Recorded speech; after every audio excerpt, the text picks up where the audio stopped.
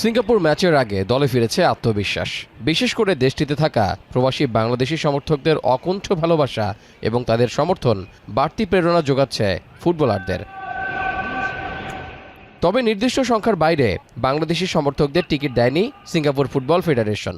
ভক্তদের টিকিট না পাওয়ায় খারাপ লেগেছে অধিনায়ক জামাল ভুঁইয়ারও। তবে সবকিছু ছাপিয়ে ম্যাচটিতে পয়েন্ট অর্জন করেই দেশে ফেরার প্রত্যাশা তার। হোটেলের সামনে অনেক ফ্যান্স মিট করছে, তো ওরা সবাই রিকোয়েস্ট করছে আরও ticket.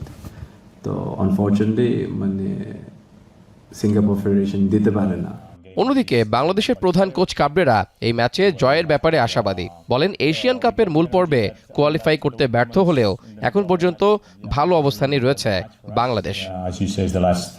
game of this Asian Cup qualifiers where we have had very good performances, but probably we have achieved less points that we were expecting. So we want to finish in a high note. We want to have a strong performance tomorrow and try to fight for the 3 points.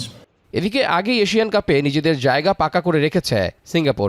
শেষ ম্যাচে বাংলাদেশকে হারিয়ে Asian কাপে যাওয়ার প্রস্তুতি সেরে রাখার কাজটি করতে চান দলটির হেড কোচ গ্যাভিন লি। সংবাদ সম্মেলনে হামজা চৌধুরীকে নিয়ে বাড়তি প্রশংসাও ছিল কোচের কণ্ঠে। Versions of ourselves, and that means every single window is something we cannot take for granted.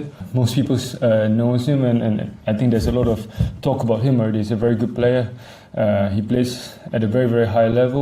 আগের ম্যাচগুলোতে অবশ্য সিঙ্গাপুরের বিপক্ষে কোনো সুখস্মৃতি নেই বাংলাদেশের। মুখোমুখি দেখায় 3 ম্যাচেই হেরেছে লাল সবুজরা।